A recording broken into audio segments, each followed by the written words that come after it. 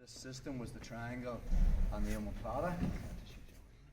So we'll just do the same setup for the first one that we did actually in the system. So again, I got that first grip, okay. I threw in the shallow lasso, I waited till Aaron engaged with his hand, and then from there, I can find the collar, and we're back into collar and sleeve. Probably I like to play the triangle with my shin on the inside, and again I'm pushing, and just from that moment, once I get that open elbow, I'll be lifting my hips and shooting straight into the triangle trap, finding Aaron's head and pulling him down. More than likely he's probably going to drop to his knees, but if he doesn't, the mechanics are the same.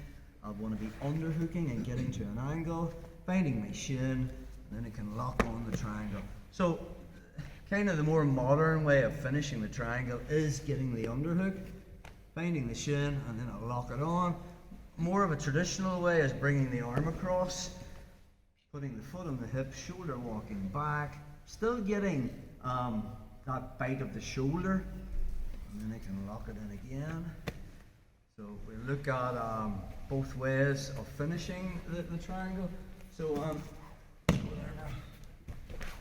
let's just say Aaron has me in the triangle. This is Keenan Cornelius's triangle escape. I'm not going to go down the rabbit hole of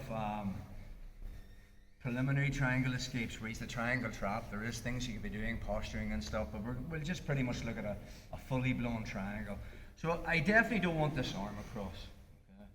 So possibly when I'm in the triangle trap, you know, Aaron's maybe going to be, we talked about, yeah, he wants to bring it across, but we know that even if this arm's out here and he underhooks this leg and gets perpendicular, he can finish it without the arm across. That's not a problem. In this mesocycle, we looked about how it was easier to posture by keeping that arm across. So I don't want this arm definitely over there. So I can use the lapel. So from there, I'll just push it up and I kind of just make a little loop with it. So it's as he's trying to bring it across from that position, just means it buys me time. It's not going to keep him indefinitely away. So we're going to look at Keenan Cornelius's escape, and then we're going to look at Bradley Hill's escape, but both have similar concepts. I do not want to be staying in this position here. Anytime I'm in the triangle, I don't want my head in line with his head. If you have noticed concepts of finishing the triangle, Aaron's got the bite of his knee over one jugular, and whether he brings the arm across or whether it's on the outside, my shoulder comes into the other one, and then you're getting that blood choke. So when I make that initial grip here, okay, this is just kind of find a little bit of space here. Now I don't want his hips under mine, so in Keenan Cornelius's version, he's just going to turn his body away. Now already Aaron's looking for that underhook, and I'm just going to drop my hip to the mat. The underhook now, bro. So I've kind of cut that angle, right? The other thing is from this position is now he can't get that angle. I'm going to start pushing this towards his throat. Okay? It's not, you know, I'm not trying to like submit him or anything. I'm just making it a little bit more difficult. And my head, keep your triangle tight, my head is driving into this thigh. Already I'm creating a lot of space. Now, probably if Aaron wants to get the triangle back, he's trying to grab my head and pull it towards me. That's what he wants. Remember I talked about how I don't want to be here? I'm bringing my head as far away as I can. So once I have this position, I know to shut down the underhook, I'm posting, and he just dropped it here. If he tries to pull my head back, oh, and even from here, I can come right down, pull my head back. You can only use that hand, and I can just kind of play with it a little bit. Okay. Once I'm here, okay, there is no arm bar, and there is no omoplata.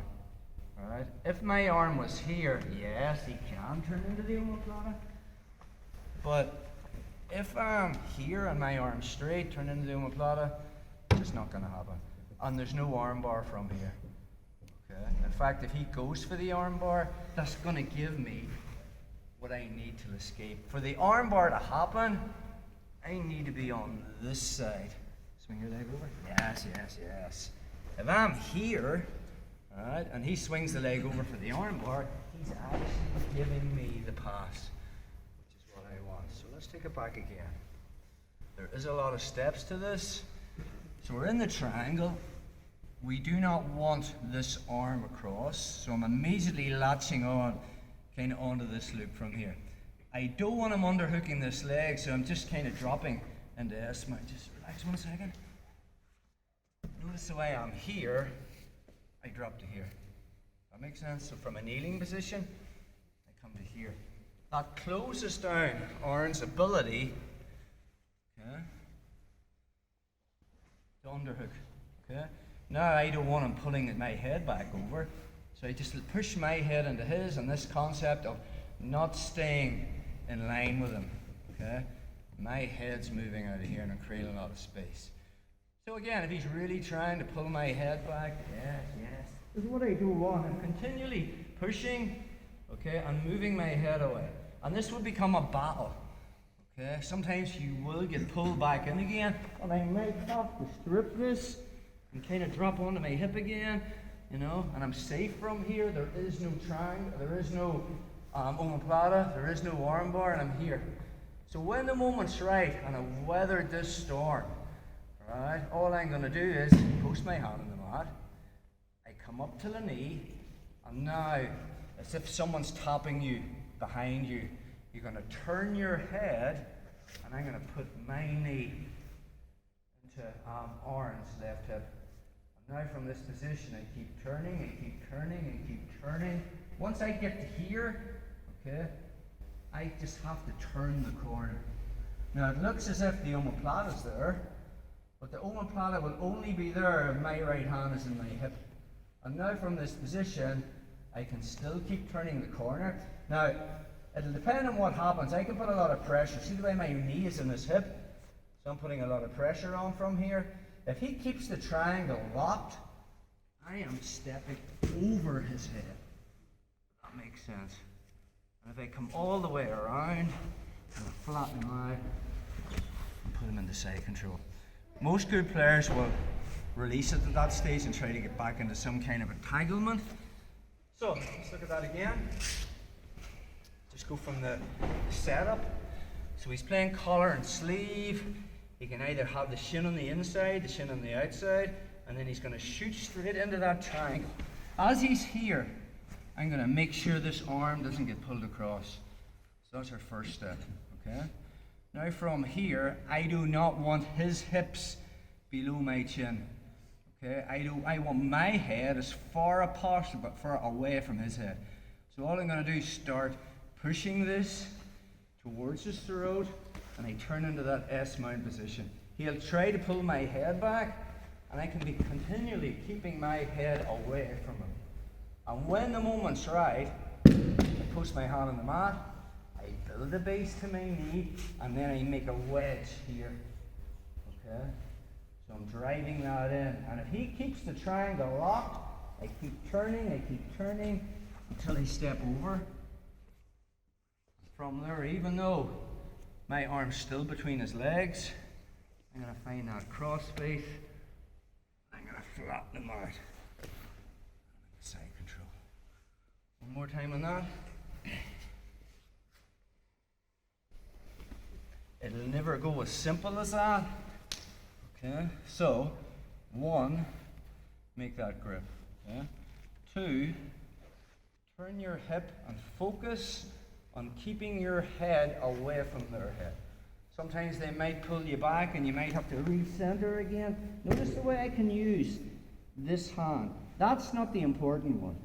That's the one that I need to get rid of. He'll never keep me down here because I can, where am I going? His hand can't stop me moving in this direction. That one can't. So I just reach up and peel it off. And if you've got my haircut, that's very easy to do. These other guys are screwed, especially you, bro. So we're here, I strip off, and now I'm here. Okay, this is tucked. Alright, now from there I build the base and I make that connection. Now this is the detail. I don't look down. Alright? Anytime I look down, my posture's broken. Yes.